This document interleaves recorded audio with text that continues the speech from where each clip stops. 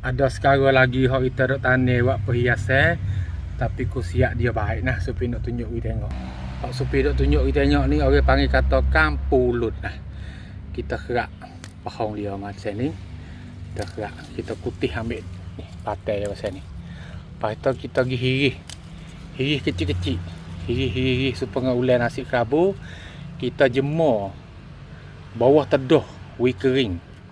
Jemur bawah teduh, jangan jemur panas hingga dia kering. Lepas tu kita mai buat teh. Teh syahir, teh kita minum tu lah nah.